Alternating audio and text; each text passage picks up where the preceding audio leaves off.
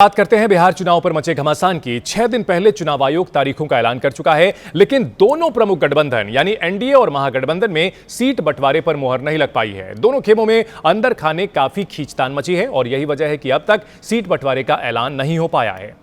फिलहाल पटना की लड़ाई अब दिल्ली तक आ चुकी है। दिल्ली में आज बीजेपी मुख्यालय पर केंद्रीय चुनाव समिति की बैठक होनी है, तो वहीं एनडीए के सहयोगी दलों ने सीट बंटवारे से नाखुश होकर दिल्ली में डेरा डाल रखा है। खबर है कि चिराग पासवान, जीतन राम मांझी और उपेंद्र कुशवाहा तीनों ही सीटों को लेकर के सहमत नहीं हैं। चिराग को बीजेपी बनाने में जुटी है और मांझी कुशवाहा भी कल जेपी नड्डा से मिल चुके हैं। कुछ ऐसा ही हाल महागठबंधन की तरफ भी है। सहयोगी दलों की नाराजगी के बीच कल आरजेडी ने बैठक बुलाई थी, जिसमें चुनावी रणनीति से लेकर सीट बंटवारे तक सभी मुद्दों पर चर्चा हुई।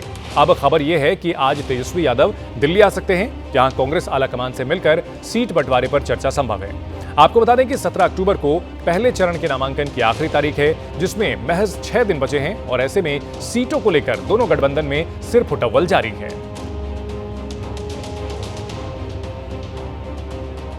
और बड़ी खबर आ रही है महागठबंधन में सीट बंटवारे पर आरजेडी और कांग्रेस में तनातनी है। सूत्रों के हवाले से जो बड़ी खबर आ रही है उसके मुताबिक आरजेडी 50 सीटें कांग्रेस को देने को तैयार है, लेकिन कांग्रेस 60 सीटों की मांग पर अड़ी हुई है। कांग्रेस ने आरजेडी को 24 घंटे में सीट बंटवारे का अल्टीमेटम भी दिया है। यह भी सूत्रों से बड़ी जानकारी मिल रही है और बात नहीं बनी तो प्रत्याशियों की पहली लिस्ट कांग्रेस जारी करेगी, ये जानकारी मिल रही है। आरजेडी ने भी कांग्रेस के सामने तेजस्वी को सीएम चेहरा घोषित करने की शर्त रख दी है। तो यहां मोलभाव हो रहा है, बार्गेनिंग हो रही है। महागठबंधन में कांग्रेस के अलावा सभी दल तेजस्वी के चेहरे पर राजी हैं। सूत्रों के हवाले से यह भी बड़ी खबर आ रही है। कांग्रेस से बातचीत के साथ प्लान बी पर भी आरजेडी काम कर रही है, यह भी बड़ी खबर आ रही है। कांग्रेस के कोटे वाली ज्यादातर सीटों पर आरजेडी ने उम्मीदवारों पर मंथन किया है। आज दिल्ली दौरे पर राहुल गांधी से मिल सकते हैं तेजस्वी यादव।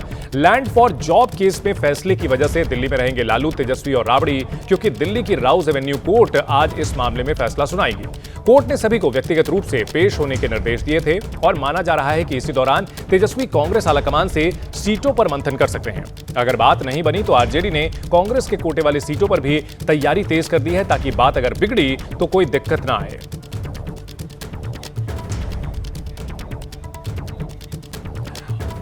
और इस बड़ी खबर पर हमारे दो सहयोगी हमारे साथ जुड़ चुके हैं। अंकित गुप्ता दिल्ली से हैं, शशांक कुमार पटना से हैं। शशांक, दिल्ली में बैठकों का दौर होने जा रहा है, लेकिन असल खिचड़ी पटना में पक रही है। क्या खबर मिल रही है एनडीए और महागठबंधन को लेकर के, कहां मामला फंसा हुआ है? पहले बात एनडीए की करें।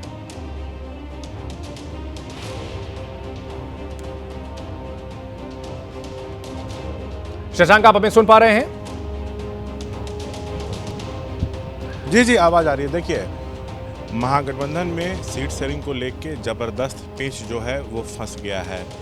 अब तक सीट शेयरिंग पर अंतिम निर्णय नहीं हो पाया है। पहले चरण के नामांकन की आखिरी तिथि 17 तारीख है, 10 तारीख से नामांकन शुरू हुआ है, आज तीसरा दिन है, लेकिन अब तक कोई निर्णय हुआ नहीं है। जो हमारे सोर्सेज बता रहे हैं, कांग्रेस ने सीधा जो है आरजेडी को अल्टीमेटम दिया है कि आप 24 घंटे के अंदर सीट शेयरिंग पर फाइनल फैसला कर दीजिए, नहीं तो पहले चरण को लेकर हम अपने उम्मीदवारों की पहली लिस्ट जो है वो जारी कर देंगे। और मैं आपको बता दूं, राजद जो है एकदम कड़ा रुख अख्तियार कर ली है। राजद 50 से ज़्यादा सीट कांग्रेस को देने को तैयार नहीं है। कांग्रेस 60 सीटों की मांग पे जो है वो अड़ गई है और राजद ने शर्त रख दी है ये कि जब सीट शेयरिंग का ऑफिशियल अनाउंसमेंट हो तो उसी समय तेजस्वी को भी जो चेहरा है वो घोषित किया जाए। महागठबंधन के सभी दल कांग्रेस को छोड़कर तेजस्वी के चेहरे पर जो है वो सहमत है। शशांक, छोटा सा इसमें सवाल मैं ये पूछना आपसे चाहूंगा कि तेजस्वी यादव के नाम को लेकर के आखिर कांग्रेस में ऊहापोह क्यों है? क्यों आरजेडी को इसके लिए दबाव बनाना पड़ रहा है?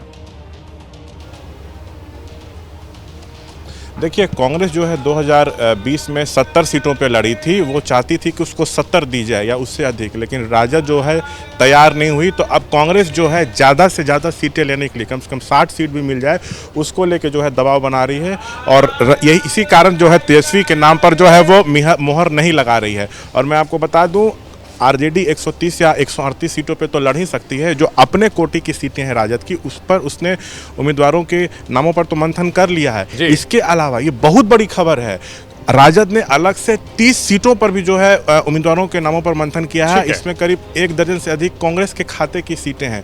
तो कांग्रेस को सीधा मैसेज देने की कोशिश है कि हमारी शर्त नहीं मानी तो बात बिगड़ सकती है, हम आपके सीटिंग सीटों पर भी जो आपके कोटे की जो ये बहुत बड़ी खबर है। अगर ऐसा होता है तो ये महागठबंधन के लिए बहुत बड़ा झटका होगा। एक और बड़ी खबर आ रही है, बिहार चुनाव पर एनडीए खेमे से बड़ी खबर है। बीजेपी को जीतन राम मांझी ने लिस्ट सौंप दी है। बीजेपी शीर्ष नेतृत्व को 15 सीटों की सूची दे दी है। चिराग के लिए सिकंदरा सीट छोड़ने से भी इनकार कर दिया है। सूत्रों से यह बड़ी खबर आ रही है। दरअसल जीतन राम मांझी कल से दिल्ली में डेरा डाले हुए हैं। वो लगातार 15 सीटों पर लड़ने की मांग कर रहे हैं और उनकी दलील है कि स्टेट पार्टी का दर्जा हासिल करने के लिए 8 सीटों पर जीत जरूरी है, इसलिए उन्हें 15 सीट हर हाल में चाहिए। इसके अलावा मांझी ने चिराग के लिए अपनी सिटिंग सीट सिकंदरा को भी छोड़ने से इनकार कर दिया है।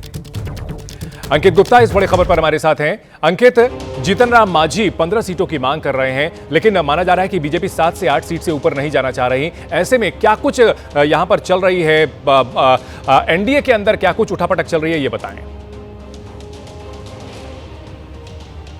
चंदन, अगर मैं एनडीए के लिहाज से बात करूं तो देखिए, एनडीए में जो है अलग अलग घटक दल हैं, जिसमें जो है चिराग पासवान है, जिसमें जीतन राम मांझी हैं, जिसमें उपेंद्र कुशवाहा हैं। सबने अपनी अपनी मांग जो है बीजेपी के सामने रख दी है, क्योंकि जेडीयू की तरफ से साफ तौर पर कहा गया है कि अगर चिराग की सीटों की बात की जाए तो वो बीजेपी अपने आप हैंडल करे, क्योंकि चिराग के साथ में बीजेपी ही नेगोशिएट कर रही है, वहां पर जेडीयू का रोल नहीं है। और मुझे जो जानकारी मिली है, लगभग वो सहमति बन चुकी है। और कल जो चिराग की पार्टी के वरिष्ठ नेता हैं, जब मैंने उनसे बातचीत की है तो उन्होंने कहा कि हमारी 4 से 5 सीटें ऐसी हैं जिसको लेकर गतिरोध बना हुआ है। जिस बात का भी आप जिक्र भी कर रहे थे कि मांझी अपनी एक सीट छोड़ने को तैयार नहीं, सिकंदरा वाली। इसी तरीके से कुछ ऐसी सीट हैं जहां पर बीजेपी के सिटिंग विधायक हैं और चिराग चाहते हैं कि वो सीट उनको दे दी जाए। तो करीबन 5 ऐसी सीटें हैं जिसको लेकर के गतिरोध बना हुआ है और उसी को दूर करने की कोशिश चल रही है। और जो चिराग की पार्टी के नेता हैं या बीजेपी के नेता हैं, उनसे जब मेरी बात हुई है, उन्होंने कहा है कि ये कोई इतना बड़ा इशू नहीं है, आपस में बैठ करके सॉल्व हो जाएगा और मुमकिन है कि आज देर शाम तक तस्वीर साफ हो जाए। इशू नहीं है अंकित, लेकिन अभी तक जो है मामला सुलझ नहीं पाया है और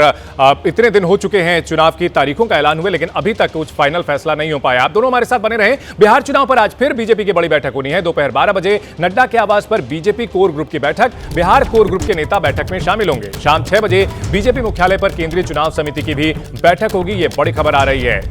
तो शाम 6 बजे बीजेपी मुख्यालय पर केंद्रीय चुनाव समिति की भी बैठक है और बिहार कोर ग्रुप के नेता दोपहर 12 बजे नड्डा के आवास पर बैठक में शामिल होंगे। 2 दिन पहले भी बैठक हुई थी, तो बैठकों का सिलसिला चल रहा है, लेकिन इसमें देर लग रही है, ऐलान नहीं हो रहा है। हालांकि कल दिलीप जायसवाल की ओर से यह कहा गया था कि आज ऐलान हो सकता है, आज ऐलान हो जाएगा, उन्होंने कहा था, लेकिन आज भी बैठकों का दौर ही चलने वाला है। और ऐसे में बिहार चुनाव में दोनों गठबंधन के अंदर मची खींचतान साफ साफ देखने को मिल रही है। जो छोटे दल हैं वो अपनी मांगों पर अड़े हुए हैं और इसको लेकर के अब कहीं ना कहीं बड़ी पार्टियों ने प्लान बी पर काम करना भी शुरू कर दिया है। जैसा कि आरजेडी ने कांग्रेस की सीटों पर जो 30 उम्मीदवार हैं उनके लिए भी मंथन करना शुरू कर दिया है। ये बड़ी खबर हमारे सहयोगी शशांक ने दी है और ऐसे में ये महागठबंधन के लिए बड़ा झटका हो सकता है।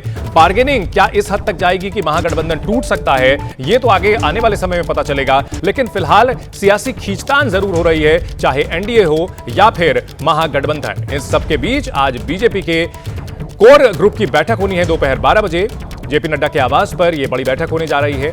बिहार बीजेपी के बड़े नेता इसमें शामिल होंगे। इसके बाद शाम 6 बजे बीजेपी मुख्यालय पर केंद्रीय चुनाव समिति की भी बैठक होनी है।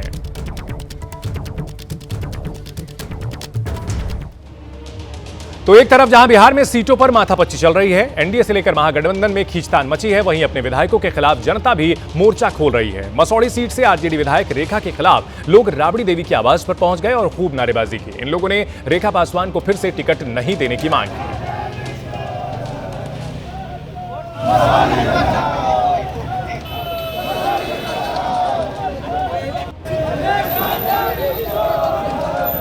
अब तक हम ये देख रहे थे कि अपने नेता को टिकट दिलाने के लिए समर्थक नारेबाजी कर रहे थे, लेकिन ये अनूठी तस्वीर देखने को मिल रही है राबड़ी आवास के बाहर, जहां आरजेडी विधायक के खिलाफ हल्ला बोला है। उनके ही समर्थकों ने, उनकी पार्टी के समर्थकों ने रेखा पासवान को मसौड़ी से फिर से टिकट नहीं देने की मांग आलाकमान से की जा रही है।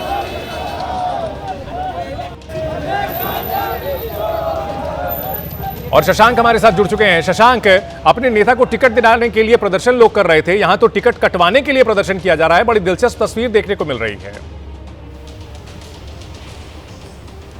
देखिए, पिछले 10 दिनों से अलग अलग जिलों के राजद नेता कार्यकर्ता राबड़ी आवास पहुंच रहे हैं।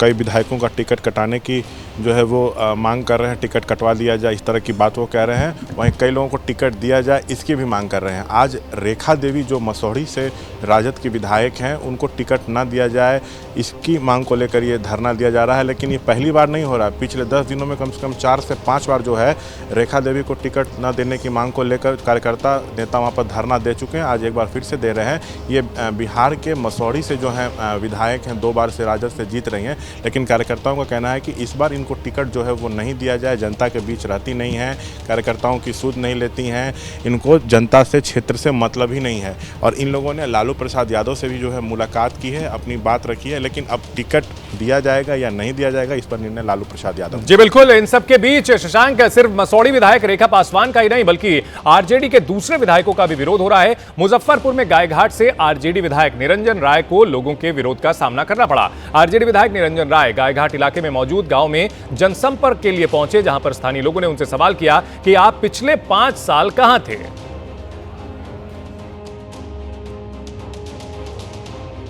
जी 5 साल में आप आज नजर आए हैं। 5 साल कहाँ थे आप भेज? हम कहाँ भेंट करें? आपको अभी काम है तो आप आए हैं ना गाँव में हमारे वोट लेने के लिए। सब बाढ़ पीड़ित 5 साल में कहाँ थे? 5 साल में तो नजर नहीं आए। बार आए हैं तो लगातार घूमे, आपसे नहीं भेंट है। हम अमेरिका गए थे सर, लगता है हम भूल गए होंगे। हम अमेरिका गए थे लगातार